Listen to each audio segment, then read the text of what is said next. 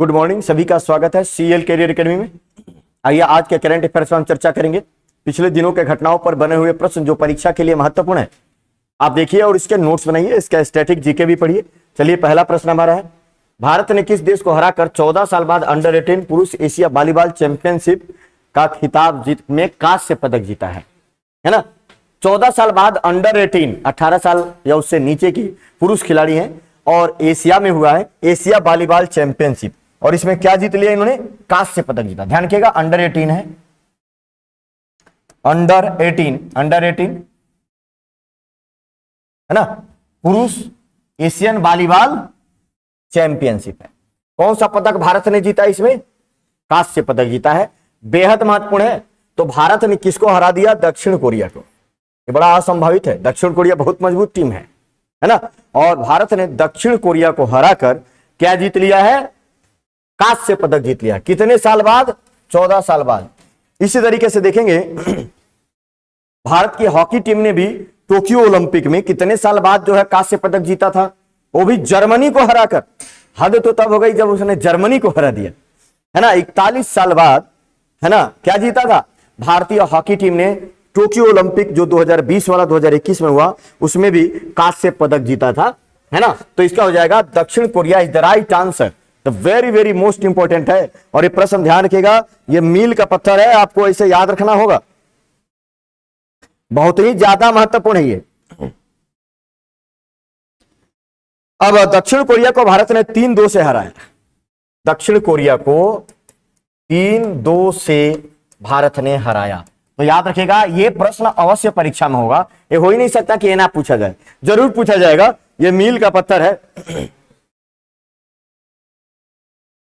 3-2 से हरा दिया। तो इस तरह शुरुआती जो लीग मैच थे उसमें भी भारत ने दक्षिण कोरिया को हराया था। 2 मैच हरा दिए, मतलब दक्षिण कोरिया जीत ही नहीं पाया भारत से। दक्षिण कोरिया की राजधानी कहां है? यह ध्यान रखिएगा, सियोल।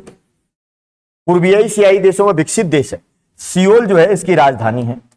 और इसके दक्षिण कोरिया के राष्ट्रपति कौन है? राष्ट्रपति मून जे इन यहां के राष्ट्रपति हैं। अच्छा, दक्षिण कोरिया उत्तर कोरिया के बीच जो एक अक्षांश रेखा है, जो इनके बीच जो है सीमा बनाती है, 38वीं, इसको बोलते हैं 38 डिग्री समानांतर या 38 डिग्री समानांतर या अक्षांश रेखा। तो 38 डिग्री की जो समानांतर, 38 डिग्री समानांतर कहते हैं, या इसको 38 डिग्री अक्षांश रेखा। ऐसे 38 डिग्री की अक्षांश रेखा है जो साउथ कोरिया और नॉर्थ कोरिया के बीच क्या बनाती है? सीमा। ये बात याद रखेंगे। और यह पूर्वी एशिया के देश है, पूर्वी एशिया के देश है ना। और याद रखिएगा, बेहद महत्वपूर्ण प्रश्न है। तो दक्षिण कोरिया को हराकर भारत ने वॉलीबॉल में, एशिया के वॉलीबॉल में कांस्य पदक जीत लिया। 2 सितंबर को नरेंद्र मोदी देश के पहले स्वदेशी विमान वाहक पोत को नौसेना में शामिल करेंगे। इसका क्या नाम है? 2 सितंबर को शामिल किया जाएगा भारत का पहला स्वदेशी विमान वाहक पोत, जिसका मैंने कुछ दिन पहले कराया था कि उसका परीक्षण कर लिया गया है, और उसका परीक्षण कर लिया गया था। अब 2 सितंबर को भारतीय नौसेना में शामिल किया जाएगा। तो इसका नाम है INS विक्रांत। ये पहला स्वदेशी है ना, स्वदेशी विमान वाहक पोत, स्वदेशी विमान वाहक पोत, विमान वाहक पोत है। और इसकी लंबाई 200 मीटर से भी ज्यादा है। इसकी लंबाई 200 मीटर से भी ज्यादा है, ध्यान रखिएगा। तो इस तरीके से 2 सितंबर को विक्रांत जो है नौसेना में शामिल हो जाएगा। इसकी लंबाई जो है, INS विक्रांत की लंबाई 262 मीटर और चौड़ाई 62 मीटर है। इसकी लंबाई 262 मीटर और चौड़ाई जो है 62 मीटर है। यह भी याद रखिएगा, INS विक्रांत पहला स्वदेशी विमान वाहक पोत है। स्वदेशी रूप से यह निर्मित किया गया है।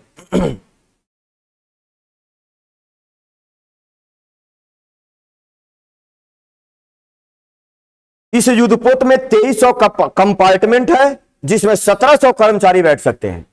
2300 कंपार्टमेंट है, जिसमें कितने कर्मचारी बैठ सकते हैं?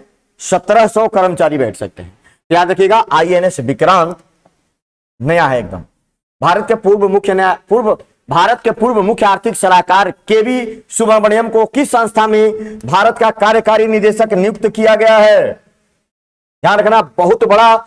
आज के सारे प्रश्न बहुत ही रोज ही सबसे महत्वपूर्ण होते हैं। आज के सबसे महत्वपूर्ण क्वेश्चन है, पूर्व मुख्य आर्थिक सलाहकार क्या नाम है? KV सुब्रमण्यम को किस संस्था में कार्यकारी निदेशक नियुक्त किया गया है? तो इसका हो जाएगा A IMF, मतलब इंटरनेशनल मॉनेटरी फंड, अर्थात अंतरराष्ट्रीय मुद्रा कोष।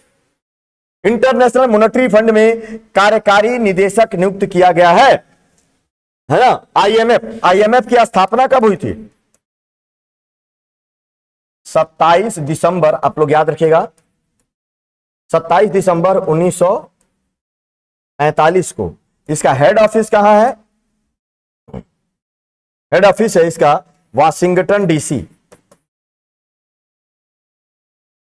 इसका वाशिंगटन DC इसका मुख्यालय है। सदस्य कितने हैं?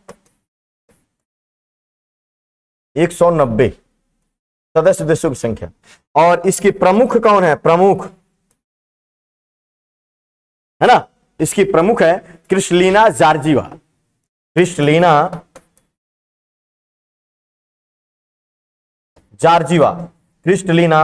जॉर्जिवा है ना, याद रखेंगे।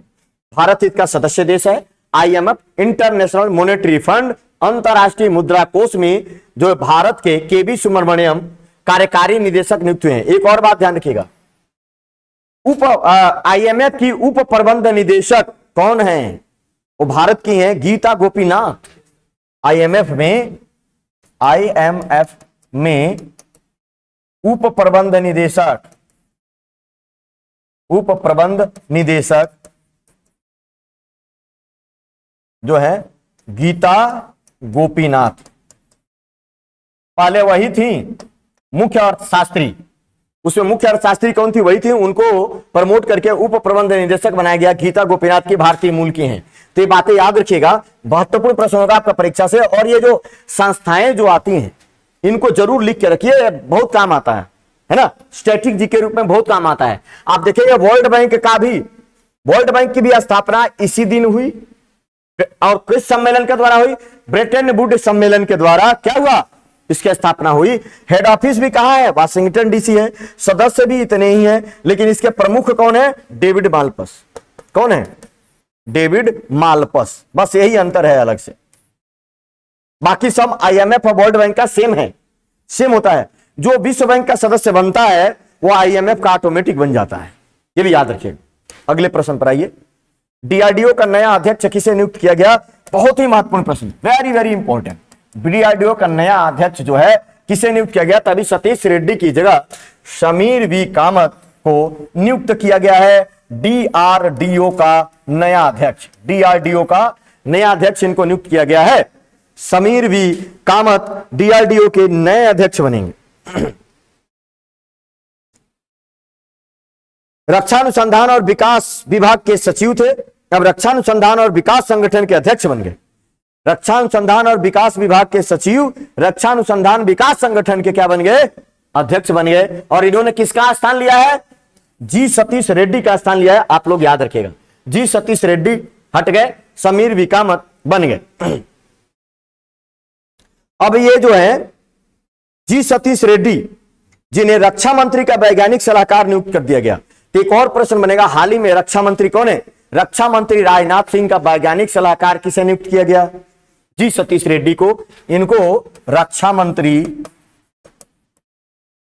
का वैज्ञानिक सलाहकार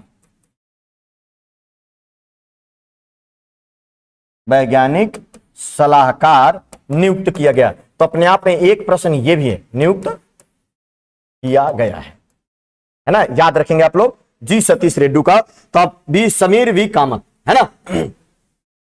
अब यहां पर एक प्रश्न और जान लीजिए, कामत 60 वर्ष की आयु पूर्ण करने या अगले आदेश तक पद पर रहेंगे? ये 60 वर्ष या अगला जब तक आदेश आए तब तक ये इस पद पे रहेंगे, इनके अध्यक्ष का पद पे।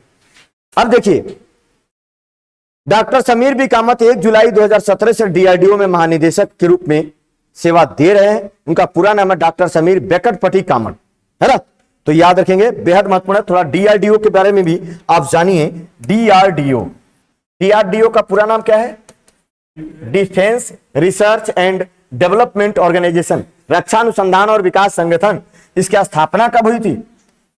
1958 में, 1 जनवरी 1958 को हुआ था स्थापना। मुख्यालय, हेड ऑफिस जो है नई दिल्ली में है, नई दिल्ली में है ना। और इसके हेड तो यही होगा समीर बी कामत। इसका आदर्श वाक्य क्या है? आदर्श वाक्य क्या है? बलस्य मूलम विज्ञानम, ये याद रखेंगे, बलस्य मूलम विज्ञानम, संस्कृत में है स्ट्रेंथ ओरिजिन ऑफ पावर, है ना, ये इसका इंग्लिश में होगा आदर्श वाक्य बलस्य मूलम विज्ञानम, याद रखिएगा। डीआरडीओ करता क्या है? तो बहुत सारे हथियारों का, उपग्रहों का, इसरो का भी दिया हुआ काम, सबका रक्षा उपकरणों का डिजाइन करता है। यूनेस्को और रॉयल एनफील्ड, रॉयल एनफील्ड जानते हैं आप लोग क्या है? किस देश की सांस्कृतिक विरासत की रक्षा के लिए समझौता किया है? तो 2 संगठनों ने समझौता किया है, एक तो यूनेस्को और एक रॉयल एनफील्ड। क्या है रॉयल एनफील्ड? हाँ वही, सेम वही, रॉयल एनफील्ड ही वही। किसकी सांस्कृतिक विरासत की रक्षा के लिए? भारत की सांस्कृतिक विरासत की रक्षा के लिए आपस में समझौता किया है, याद रखिएगा, यूनेस्को और रॉयल एनफील्ड ने। अच्छा, रॉयल एनफील्ड जो है, रॉयल एनफील्ड वास्तव में वो कौन सी जो है मूल संगठन क्या है? रॉयल एनफील्ड का मूल संगठन, इसका मूल संगठन क्या है?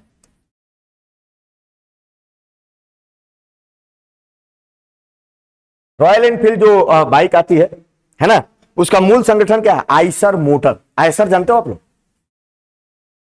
जानते हो? आइसर की ट्रैक्टर आता है, आइसर मोटर्स। तो रॉयल एनफील्ड जो बनाता है ना, जो संगठन है मूल रूप से जहां से ये बनता है, वो क्या है? आइसर मोटर्स, है ना। और इसने और यूनेस्को ने भारत की सांस्कृतिक विरासत को संरक्षा के लिए, यूनेस्को UNESCO, मैं बराबर बताते रहता हूं इसी संस्थाओं को। इसकी स्थापना कब हुई थी यूनेस्को की? 1945 में। कब? 16 नवंबर 1945 को हुई थी। यूनेस्को का पूरा नाम क्या है? यूएन से तो समझ लो, जहां यूएन लगा हुआ है ये यूनाइटेड नेशंस हो गया। बाकी क्या याद रखना है? ई से हो जाएगा एजुकेशनल, एस से हो जाएगा साइंटिफिक, सी से कल्चरल, साइंटिफिक वैज्ञानिक, शैक्षणिक, वैज्ञानिक और सांस्कृतिक, और सी से क्या होगा? Cultural organisation. स्थापना 16 नवंबर 1945। यूनेस्को का हेड ऑफिस बताओ? पेरिस, बिल्कुल सही, हेड ऑफिस जो है पेरिस है, याद रखेंगे यूनेस्को के लिए। आंद्रे अजोले क्या है इसके? हेड हैं, आंद्रे अजोले। तो भारत के लिए ये याद रखिएगा। उत्तर प्रदेश सरकार ने सिंगापुर की तर्ज पर देश का पहला नाइट सफारी और जैव विविधता पार्क कहां बनाएगी? ध्यान रखना, ये इतना महत्वपूर्ण प्रश्न है, परीक्षा में अवश्य आएगा। कहां बनाएगी? देखो, उत्तर प्रदेश सरकार ने किसके तर्ज पर, एक प्रश्न तो उल्टा करके यही बन जाएगा, किसके तर्ज पर? सिंगापुर की तर्ज पर देश का पहला नाइट सफारी और जैव विविधता पार्क कहां बनाएगी? तो इसका सबसे उत्तर हो जाएगा डी, लखनऊ में बनेगा। उत्तर प्रदेश के मुख्यमंत्री योगी आदित्यनाथ ने इसे घोषणा कर दी है और यह बनेगा उत्तर प्रदेश की राजधानी लखनऊ में। ये लखनऊ क्या है? राजधानी है उत्तर प्रदेश की। बिजनौर उसने शायद इसलिए कहा होगा कि उत्तराखंड के साइड से सटा हुआ है और जैव विविधता का मामले में इधर ज्यादा होगा, है ना, लेकिन ऐसा नहीं है। लखनऊ में स्थापित किया जाएगा उत्तर प्रदेश के जो है सिंगापुर की तर्ज पर जैव विविधता पार्क। देश में 13 ओपन डे सफारी है, डे वाला, लेकिन एक भी नाइट सफारी नहीं है। देश में ओपन डे सफारी कितनी है? प्रश्न पूछा जा सकता है। देश में ओपन डे सफारी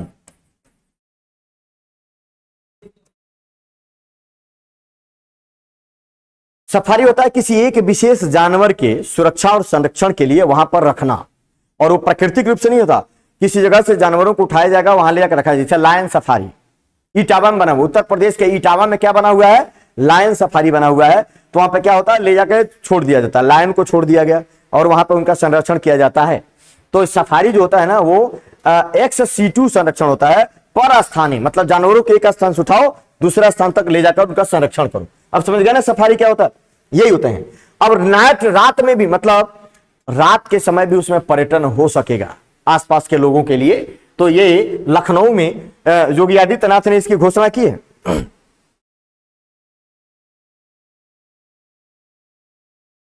विश्व स्तरीय सुविधाओं के तहत नाइट सफारी, स्थानीय गाइड के साथ ट्रेन की सवारी और जीप की सवारी भी, इस सफारी इतना बड़ा बनाया जाएगा कि इसके अंदर से ट्रेन भी, जीप वगैरह लोग सवारी कर सकते हैं, घूम सकते हैं, देख सकते हैं। आप लोगों ने कई वीडियो में देखे होंगे, लोग जीप से बैठे हुए हैं और एक शेर एक हिरन को जो है वो चबा रहा है, वो बेचारा हिरन छपड़ा, कोई बचाता भी नहीं है उसे।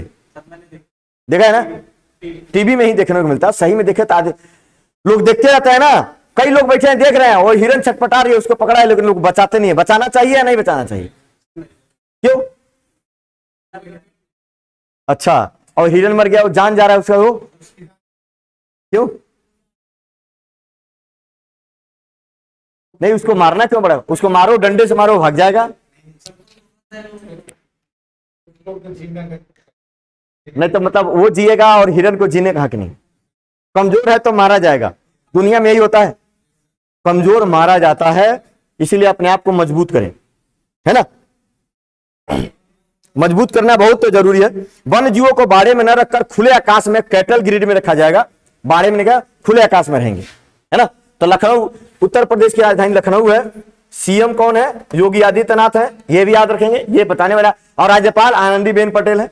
उत्तर प्रदेश में कितने जो है रामसर साइट हैं? रामसर साइट 10, 14 तमिलनाडु में है। सबसे ज्यादा रामसर स्थल कहां है? तमिलनाडु में, ध्यान रखना। और उत्तर प्रदेश में 10 है, ये याद रखना है। इसके अलावा उत्तर प्रदेश में एक ही नेशनल पार्क है, Dudhwa, Dudhwa national park. Tiger reserve कौन कौन से हैं? Tiger reserve, Dudhwa tiger reserve भी है, टाइगर रिजर्व भी, नेशनल पार्क दोनों है। पीलीभीत टाइगर रिजर्व भी है, इसी के क्षेत्र के पास लखीमपुर खीरी जिले में। ये पूरे तरीके से रहिए, जनसंख्या के मामले में एक नंबर पर है ना। उत्तर प्रदेश में सबसे ज्यादा जनसंख्या है और भारत का चौथा सबसे बड़ा राज्य है। सबसे बड़ा राज्य राजस्थान, दूसरा मध्य प्रदेश, तीसरा एमपी, चौथा उत्तर प्रदेश। क्या उत्तर प्रदेश में थोड़ा है? मध्य प्रदेश में। स्टैच्यू ऑफ बननेस मध्य प्रदेश में है ना। सारनाथ जो है वो कहां है? उत्तर प्रदेश में, जहां पर बुद्ध ने सबसे पहले अपना क्या किया था? उपदेश दिया था, जिसे हम धर्म चक्र प्रवर्तन बोलते हैं, परिवर्तन ही प्रवर्तन। पीएम मोदी ने कहां पर होमी भाभा कैंसर अस्पताल का उद्घाटन किया है? होमी भाभा कैंसर अस्पताल का उद्घाटन नरेंद्र मोदी ने कहां किया? मोहाली में किया है। कहां पर किया है? मोहाली कहां है? पंजाब में है। मोहाली क्रिकेट स्टेडियम, मोहाली में क्रिकेट भी है ना। गए हो आप लोग देखने? मैंने देखा है मोहाली में जाकर क्रिकेट। तो मोहाली क्रिकेट ग्राउंड मोहाली में ही है। मोहाली पंजाब में है और मोहाली जो है इंडस्ट्रियल एरिया है। तो देखने गया, पीएम मोदी ने होमी भाभा कैंसर अस्पताल का उद्घाटन पंजाब के मोहाली में कर दिया है।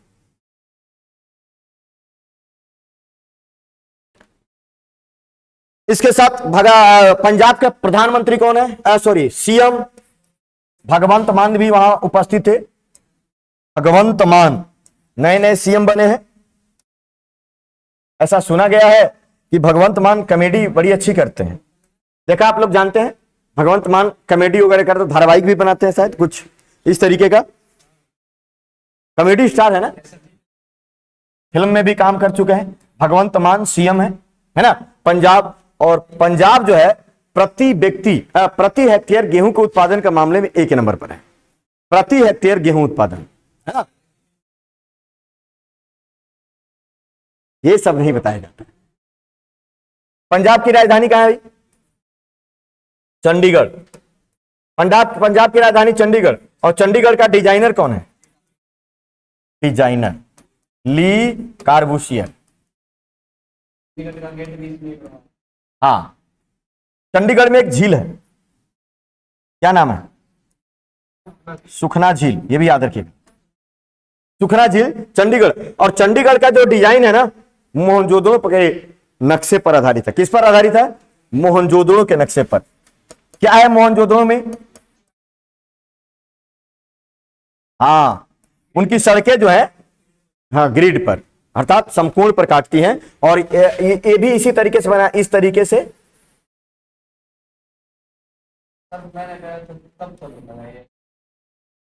अरे बहुत दिन से लगा हो, कब गए थे तुम? ये देखो इस तरीके से, ऐसे ऐसे बना है। हाँ, तो हर जगह चक्कर पे लोग चक्कर लगाते रहते हैं इस तरीके से। किस देश में हाइड्रोजन से चलने वाली पहली रेल शुरू हो गई? पहली बार दुनिया में रेल से चलने वाली, देख लेना। आज का एक एक प्रश्न आप लोगों के लिए 1-1 लाख रुपए का है। आप जरूर इसको लाइक शेयर अवश्य करें, इसको अधिक से अधिक शेयर करिए कि लोग पढ़ सके। बहुत ही महत्वपूर्ण, दुनिया में हाइड्रोजन से चलने वाली ट्रेन शुरू हो गई, किस देश में? इसका उत्तर हो जाएगा जर्मनी। जर्मनी पहला देश बन गया जहां पर हाइड्रोजन से चलने वाली, मैंने कल ही बताया था कि हाइड्रोजन को फ्यूचर फ्यूल कहा जाता है। क्या कहते हैं? हाइड्रोजन को भविष्य का ईंधन कहा जाता है। जर्मनी ने क्या कर दिया? शुरू कर दिया, वहां पर हाइड्रोजन से चलने वाली रेल शुरू हो गई, है ना। तो इस तरीके से 14 ट्रेनों के साथ जर्मनी जो है 14 ट्रेनें चलाई जाएगी। फ्रांस की कंपनी एल्टमास जो इन ट्रेनों को बना रही है ना। 100 किलोमीटर लंबी ट्रेन जो है लाइन बनाई गई है, जहां पर इसका परिचालन किया जाएगा।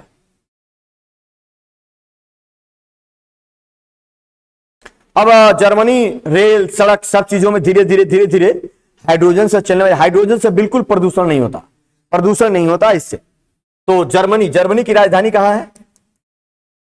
बर्लिन। हिटलर की बात अभी मैं कर रहा था, बर्लिन इसकी राजधानी है, याद रखेंगे। बर्लिन, जर्मनी जो है एक विकसित देश है, यूरोप का देश है। किस महाद्वीप में पड़ता है ये? यूरोप में पड़ता है, एक यूरोपीय देश है। हाइड्रोजन से चलने वाली पहली ट्रेन, हाइड्रोजन को फ्यूचर फ्यूल कहा जाता है। किस आईआईटी के शोधकर्ताओं ने, देखो ये इतना महत्वपूर्ण डायरेक्ट है, किस आईआईटी के शोधकर्ताओं ने गन्ने के कचरे से चीनी का विकल्प खोज लिया है?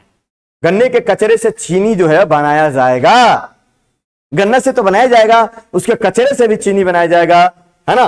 तो यह खोजा है आईआईटी गुवाहाटी के शोधकर्ताओं ने गन्ने के कचरे से चीनी का विकल्प खोजा है। वेरी वेरी मोस्ट इंपॉर्टेंट है, बहुत ही महत्वपूर्ण है। आप देखेंगे कि जो भारतीय प्रौद्योगिकी संस्थान गुवाहाटी के शोधकर्ताओं की एक टीम ने गन्ने के कचरे से चीनी के विकल्प का उत्पादन करने के लिए एक नई विधि विकसित की है। गन्ने की पेराई के बाद निकलने वाला बागास चीनी का विकल्प होगा। गन्ने की पेराई हो जाती है तो उसके बाद उसका निकलता है ना, आप लोग गन्ने का जूस पीते हैं, जूस निकाल के बाद क्या बच जाता है? उसका छिलका। उस छिलके को चीनी के विकल्प के रूप में देखा जा रहा है, और इस तरीके की टेक्निक विकसित कर लिया कि उससे क्या किया जा सकता है? चीनी बनाया जा सकता है। और यह काम कर दिखाया आईआईटी गुवाहाटी के शोधकर्ताओं ने। इस तरीके से तैयार किया गया चीनी जाइलिटोल चीनी का सुरक्षित विकल्प है। जाइलिटोल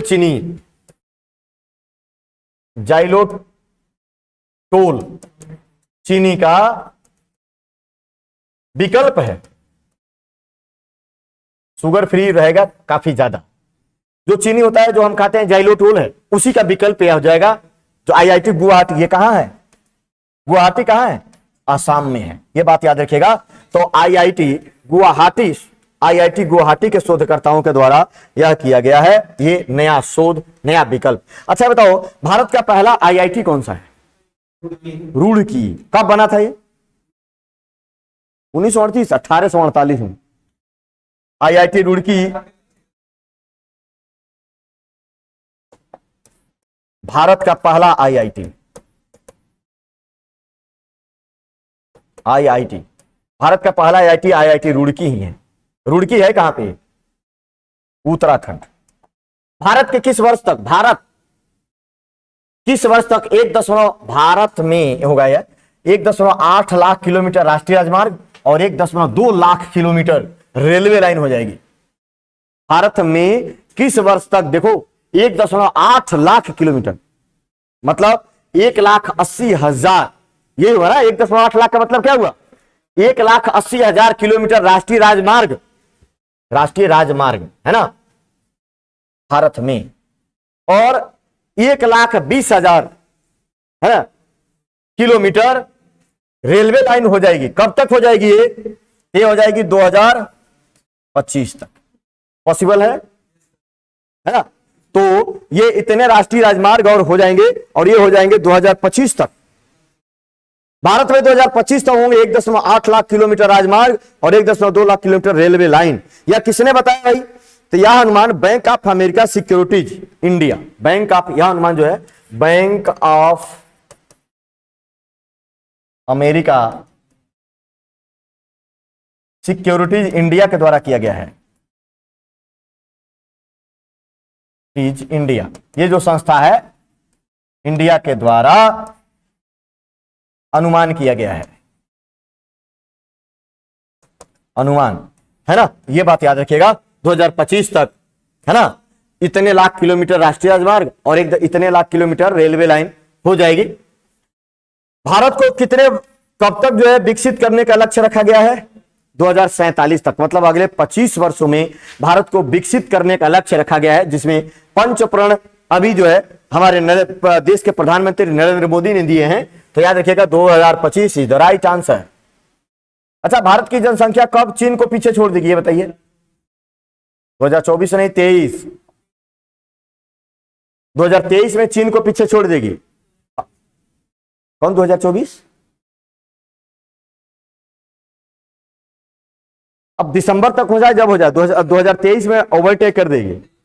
भारत की जनसंख्या चीन की जनसंख्या को 2023 तक ओवरटेक कर देगी, 24 नहीं।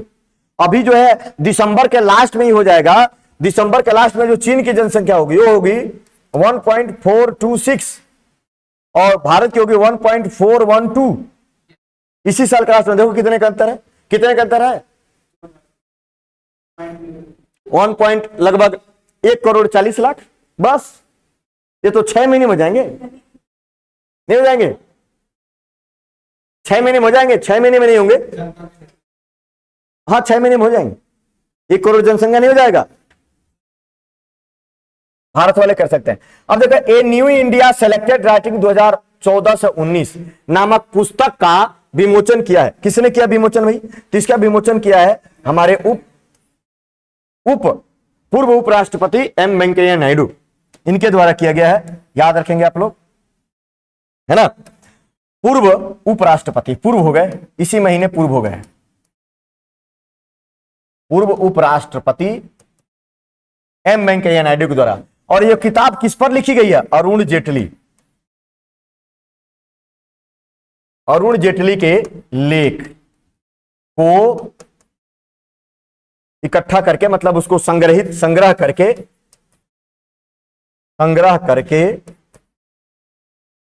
बनाया गया है। अरुण जेटली जब सरकार में थे, है ना, अरुण जेटली की मृत्यु कब हो गई थी? 2019 में, है ना। तो अरुण जेटली ने देखो 2019 तक ही है। तो ए न्यू इंडिया जो 2014 से 19 के बीच जब सरकार में थे, सरकार ने जो काम किए थे उसको अच्छे ढंग से उन्होंने लिख के रखा था, उसी को इकट्ठा करके संकलन करके और एक किताब बना दिया जिसका क्या नाम है? न्यू इंडिया सेलेक्टेड राइटिंग 2014 से 19। अब इस पुस्तक को हमारे पूर्व उपराष्ट्रपति एम वेंकैया नायडू ने इसको क्या कर दिया? विमोचित किया है। तो ध्यान रखिएगा, किताबों से प्रश्न जरूर होगा। वर्तमान में उपराष्ट्रपति कौन है? जगदीप धनखड़। वो पश्चिम बंगाल के राज्यपाल थे, उनको एनडीए ने अपना उम्मीदवार बनाया और जीते। वर्तमान में वो उपराष्ट्रपति। किस 17 वर्षीय पायलट ने दुनिया भर में एकल उड़ान करने का रिकॉर्ड बना लिया? उसने 52 देशों से उड़ते हुए एक Guinness book of world record बनाया है। उसका नाम है मैक रदरफोर्ड। कौन है? मैक रदरफोर्ड है जिसने ये लंबा उड़ान भरा है। बहुत ही महत्वपूर्ण है, आप याद रखिएगा, very very most important. Mac Rutherford. और ये बुल्गारिया की पूरा दुनिया में उड़ान भरते हुए 52 देशों में उड़ान भरा, 52 देशों के ऊपर से। ऊपर से उड़ान, उड़ान भरा और कहां उतरा इसने, तो ये उतरा बुल्गारिया की राजधानी, बुल्गारिया की राजधानी सोफिया में, बुल्गारिया की राजधानी सोफिया में उतरा। तो इसने, और कितने, मात्र 17 वर्ष का है ना। Guinness book of world record में इसका नाम दर्ज हो गया, याद रखेंगे। तो सबसे लंबा एकल उड़ान भरने का रिकॉर्ड जो हो गया मैक रदरफोर्ड का। बायो एशिया 2023 के विश्व संस्करण की मेजबानी कौन सा राज्य करेगा? बायो एशिया 2023 के 20वें संस्करण की मेजबानी कौन सा राज्य करेगा? तो इसका उत्तर जो होगा वो होगा तेलंगाना। कौन करेगा? तेलंगाना करेगा। इसकी मेजबानी तेलंगाना के द्वारा की जाएगी। बहुत ही महत्वपूर्ण प्रश्न है, आप जरूर याद रखिएगा।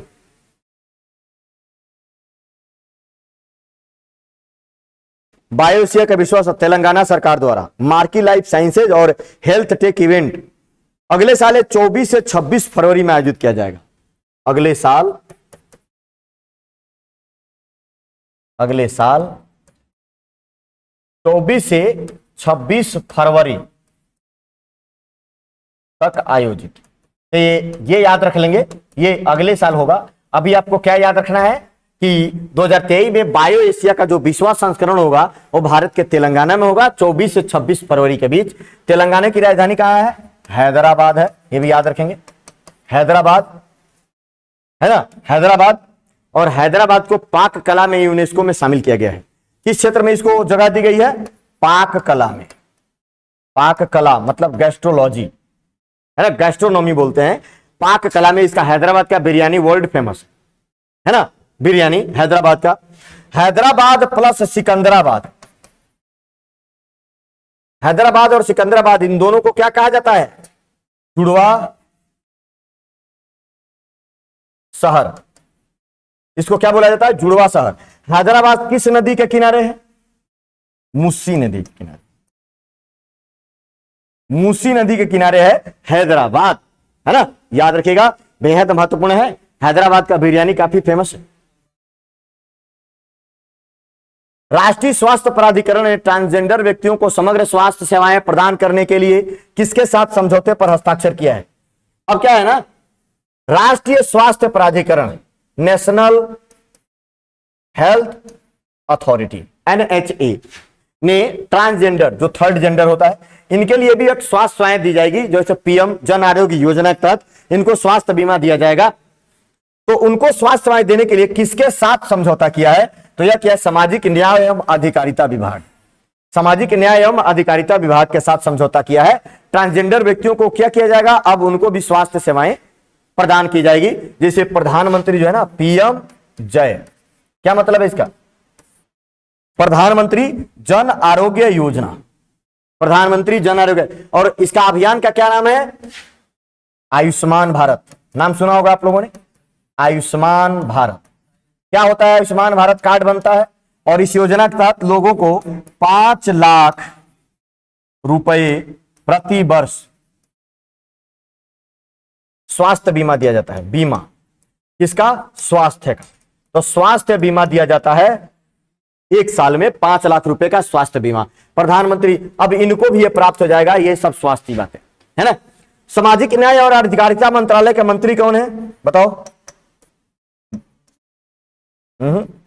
वीरेंद्र सिंह, है ना। मनसुख मंडाविया कौन है? स्वास्थ्य मंत्री हैं। भारत के हेल्थ मिनिस्टर हैं मनसुख मंडाविया। हाल ही में अडानी समूह ने NDTV में कितने % की हिस्सेदारी खरीदी है? 29.2। इसका एग्जैक्ट है तो राउंड फिगर में आ गया है 29.18%। ये असली फिगर है। 29.2 क्या है? राउंड फिगर में कर दिया गया है।